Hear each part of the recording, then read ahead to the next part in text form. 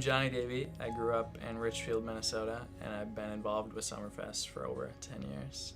I grew up going to Catholic schools and experiencing faith every day, talking about God every day, talking about Jesus every day, which in itself isn't bad, but for me, the problem for me was that it became the norm and it became boring and it came every day instead of something special. And it was something that was kind of forced upon me. It wasn't something that was ever mine or something that I was interested in myself. It was just the thing I did, and it was almost like homework. But one day, my friends told me they were going to a camp called Summerfest for a week. It was a Christian camp, and I thought to myself, why would they want to go to a Christian camp? Why would they want to spend a week talking about God and listening to people talk about God?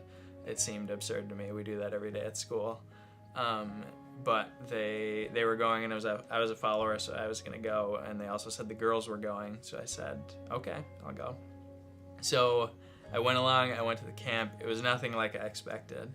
I remember running in to the first club, everyone running in, really excited, yelling and screaming, and music blaring, and it was the first time I'd heard worship music, which was really exciting to me, and I'd heard songs at church before, but nothing like this before. It was very different. But for the first couple days, I was just kind of a listener. I just kind of followed along. I didn't really get into anything too deep. It was just kind of observing the week. I was enjoying seeing it. It was just, I didn't really put my whole self into it yet. But by the end of the week, I remember being in club and listening to the song Light the Fire and singing along with it, and that was the first time I'd ever really sung along in church before. I remember saying the words, light the fire in my soul, and thinking that saying these words like me and my, that I'd probably said before in prayers or in church songs, but this is the first time that it was something personal to me, and it really felt like I meant it, and I felt like I was really talking to God through song. So after that moment, going in a small group, listening to the speakers, all of a sudden it was totally different. It was my faith, and it was my God, and it was something that I cared about and was important to me, and it was very different than it was before. And then in high school, when I went to camp, I brought my guitar, and I was playing. Bobo, the drummer at the time, came up and asked if I wanted to play in the band for the week, and I said absolutely. So they asked me if I wanted to come back the next week and play again. And I said absolutely again, but the problem is I went home that weekend. I talked to my boss at Penn Cycle, a bike store, and I was supposed to work that week, and I said I can't work, I have to go to this camp, it's really important to me.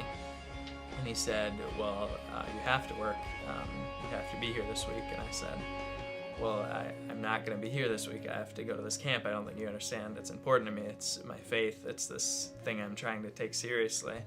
And he said, well, if you don't come into work, then you're not going to be working here anymore. And I said, okay. And then I left.